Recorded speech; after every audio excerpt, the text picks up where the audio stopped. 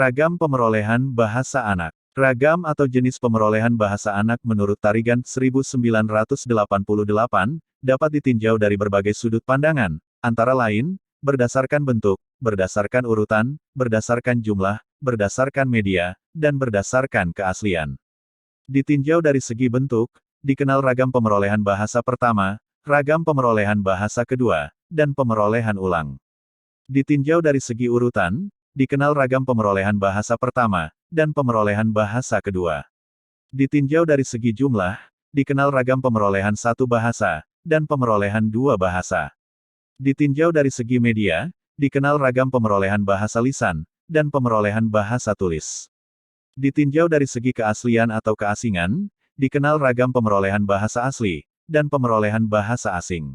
Anda perlu perhatikan bahwa, memang terdapat beberapa istilah pemerolehan bahasa dari segi bentuk, urutan, dan keaslian, tetapi dalam pengertian hampir sama. Misalnya, istilah pemerolehan bahasa pertama, dengan pemerolehan bahasa asli, dan antara pemerolehan bahasa kedua, dengan pemerolehan bahasa asing, tidak ada perbedaan pengertian. Apabila ditinjau dari segi keserentakan, atau keberurutan, pada dasarnya pemerolehan dua bahasa oleh seorang anak, dapat terjadi dalam dua cara, yaitu pemerolehan bahasa secara serentak, dan pemerolehan bahasa secara berurut. Pemerolehan serempak dua bahasa terjadi pada anak yang dibesarkan dalam masyarakat bilingual atau menggunakan dua bahasa dalam berkomunikasi, atau dalam masyarakat multilingual atau menggunakan lebih dari dua bahasa. Anak mengenal, mempelajari, dan menguasai kedua bahasa secara bersamaan. Sedangkan pemerolehan berurut dua bahasa terjadi bila anak menguasai dua bahasa dalam rentang waktu yang relatif berjauhan. Demikian penjelasan mengenai ragam pemerolehan bahasa anak. Selanjutnya penjelasan mengenai strategi pemerolehan bahasa anak.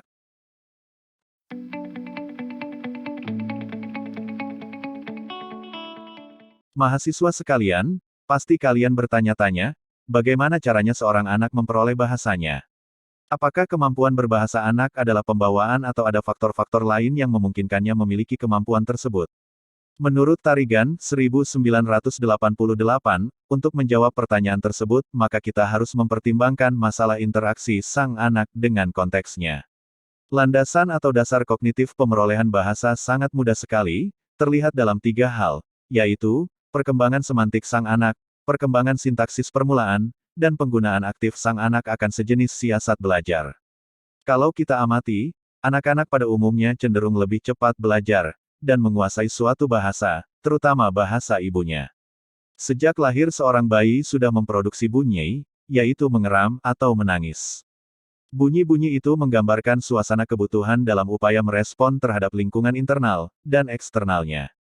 Sejalan dengan pertumbuhan usia bayi tersebut, maka bunyi-bunyi yang diproduksinya itu, mulai ada kecenderungan mempunyai kemiripan dengan bahasa atau kata-kata orang dewasa, misalnya, mama. Kata, mama, atau biasa diistilahkan dalam kajian bahasa sebagai babbling, yang dituturkan oleh si bayi, diprediksikan sebagai langkah awal dari perkembangan fonologi anak untuk pemerolehan bahasa. Para behavioris berpandangan bahwa setiap orang terdorong dalam hal ini, apakah dorongan positif atau negatif, untuk melakukan sesuatu. Bahasa itu merupakan ciri dan milik manusia, merupakan pembeda dari makhluk ciptaan lainnya. Bahasa itu bertemali dengan beraneka sistem pada akal manusia dan sekaligus dibentuk oleh sistem yang ada itu. Mahasiswa sekalian, untuk lebih jelasnya mari kita perhatikan sebuah ilustrasi hipotesis klasik berikut ini. Amatilah seorang bayi yang sedang tidur telentang di pembaringan. Saat ibunya menghampiri dan mengajaknya bermain, si bayi merasa senang dan mulai membabbling. Dia merasa akan mendapatkan respon dari sang ibu. Si ibu pun memahami apa yang dikehendaki oleh sang bayi. Kemudian, si bayi digendong, didekap dan dipeluk dalam pangkuan, disendaguraui atau ditimang, atau barangkali diselingi pula dengan ungkapan suara-suara puji kasih sayang dari sang ibu. Semakin besar perhatian sang ibu curahkan kepada si bayi, maka semakin berani pula sang bayi melahirkan ungkapan-ungkapan, sebagai respon atas stimulus yang diberikan oleh si ibu kepadanya. Respon-respon yang diberikan kepada sang ibu tiada lain sebagai suatu pertanda telah terjalinnya proses interaksi pada tahap awal kemampuan berbahasa sang bayi. Kejadian semacam itu bagi si bayi dirasakan sebagai sesuatu yang menyenangkan atau positive reinforcement. Setiap dia menyuarakan, "Mama," dia akan mendapatkan sesuatu yang menyenangkan, maka dia akan mengulanginya terus dan terus. Kondisi belajar bahasa semacam itu akan terus mempengaruhi seorang anak hingga ia menjadi tumbuh dewasa. Dorongan yang positif tadi terus mempengaruhinya, sehingga timbul keinginan seorang anak untuk meniru-niru orang dewasa berbahasa. Dari ilustrasi di atas, apakah Anda sudah memahami bagaimana strategi anak memperoleh bahasa? Ya, anak memperoleh kemampuan berbahasa lisan melalui peniruan dan pengalaman langsung. Apakah hanya itu? Menurut Tarigan dan kawan-kawan, 1998, selain meniru dan mengalami langsung, anak memperoleh kemampuan berbahasa dengan cara mengingat, bermain, dan penyederhanaan. Mengingat, memainkan peranan penting dalam belajar bahasa anak, atau belajar apapun. Setiap pengalaman indrawi yang dilalui anak, direkam dalam benaknya. Pada tahap awal belajar bahasa, anak mulai membangun pengetahuan tentang kombinasi bunyi-bunyi tertentu, yang menyertai dan merujuk pada sesuatu yang dia alami. Ingatan ini akan semakin kuat, terutama bila penyebutan akan benda, atau peristiwa tertentu terjadi berulang-ulang. Dengan cara ini, anak akan mengingat kata-kata tentang sesuatu, sekaligus mengingat pula cara mengucapnya. Kegiatan bermain pun, memegang peran penting dalam pemerolehan bahasa anak. Dalam kegiatan bermain, anak-anak sering dan senang bermain peran yaitu memerankan perilaku orang dewasa, atau perilaku orang lain di sekelilingnya. Tanpa mereka sadari, dalam kegiatan bermain tersebut mereka berlatih berbicara dan menyimak. Selanjutnya, cara belajar dengan penyederhanaan, maksudnya adalah, ketika berbicara anak-anak pada awalnya cenderung menyederhanakan model tuturan orang dewasa. Ada beberapa fonem dan bahkan kata yang dihilangkan pada saat bertutur. Walaupun dalam bertutur, anak-anak hanya menggunakan satu kata tetapi memiliki cakupan makna yang luas. Faktor-faktor apakah yang mempengaruhi pemerolehan bahasa anak?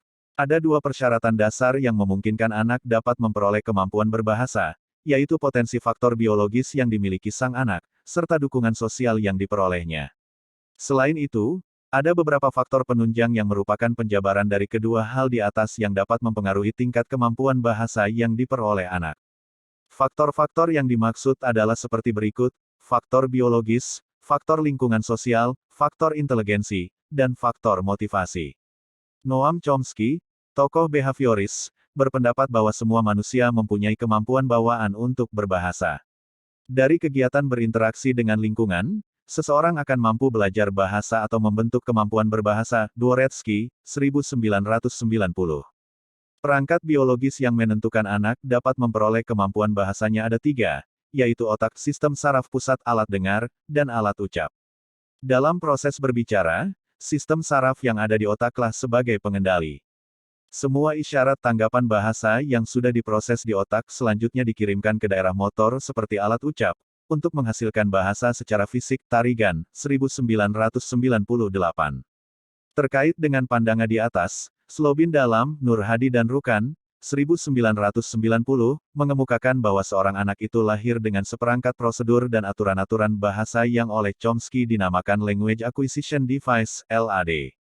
Selanjutnya Slobin mengatakan bahwa yang dibawa lahir itu bukanlah pengetahuan seperangkat kategori linguistik yang semata seperti yang dikatakan oleh Chomsky. Prosedur dan aturan bahasa yang dibawa lahir itulah yang memungkinkan seorang anak untuk mengolah data linguistik. Tetapi perlu diketahui bahwa prosedur dan aturan-aturan bahasa bawaan bukanlah satu-satunya faktor yang menentukan perkembangan bahasa anak selanjutnya, karena potensi ini harus ditunjang faktor kognitif dan situasi mental anak. Dengan demikian, anak yang tidak sehat mentalnya tidak dapat mengembangkan potensi bahasa itu dengan baik. Bahkan, mungkin sama sekali potensi itu tidak dapat difungsikan. Perkembangan umum kognitif dan mental anak adalah faktor penentu dalam proses pemerolehan bahasa.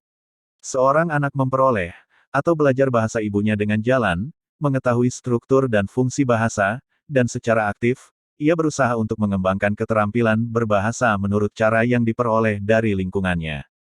Oleh karena itu, bahasa yang diperoleh anak tidak diwariskan secara genetis atau keturunan, tetapi didapat dalam lingkungan yang menggunakan bahasa.